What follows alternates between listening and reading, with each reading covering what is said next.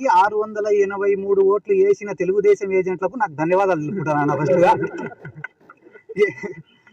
పులివెందులలో వైఎస్ఆర్ కాంగ్రెస్ పార్టీకి 683 ఓట్లు వేసిన తెలుగుదేశం పార్టీ ఏజెంట్లకు నా ధన్యవాదాలు. ఎందుకంటే తెలుగుదేశం ఏజెంట్లకు కూడా వైసీపీ పైన ఇంత అభిమానం ఉందని నాకు నిన్ననే తెలిసింది. కాబట్టి ముందుగా వాళ్ళకి ధన్యవాదాలు తెలుపుకుంటానా. అన్న, ఎవరైతే ఈరోజు ప్రెస్ మీట్లు పెట్టి లోపల నుంచి రావడం లేదు నవ్వు వాళ్ళకి. ఎందుకంటే 10,000 ఓట్ల కోసం మనం అందరం టికెట్లు కన్ఫర్మ్ చేసుకునేమేంద్రా అని బాధపడుతున్నారు వాళ్ళే. అది కేవలం 10,000 ఓట్లుండే జెడ్పీటీసీ.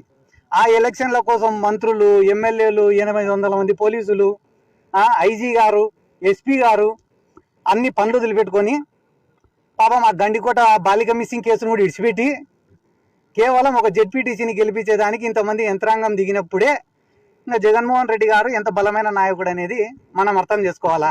ఏదో పులివెందులలో జగన్మోహన్ రెడ్డి గారికి అవమానం చేస్తే వైఎస్ఆర్ కాంగ్రెస్ పార్టీ కథ అయిపోతుంది అని అనుకోవడం వాళ్ళ మూర్ఖత్వం. నేను గతంలో చెప్పినా, మళ్ళీ చెప్తున్నా, నంద్యాల బై ఎలక్షన్లో కూడా జగన్మోహన్ రెడ్డి గారిని ఓడగొట్టేదానికి మొత్తం రాష్ట్రంలో ఉండే యంత్రాంగం అంతా దిగి ఓడగొట్టినారు. ఆ రోజు ఓడగొట్టిన తర్వాత సంవత్సరం రోజులకే ఎన్నికలు వస్తే 151 సీట్లు, అదే నంద్యాలలోనే 35,000 మెజార్టీ.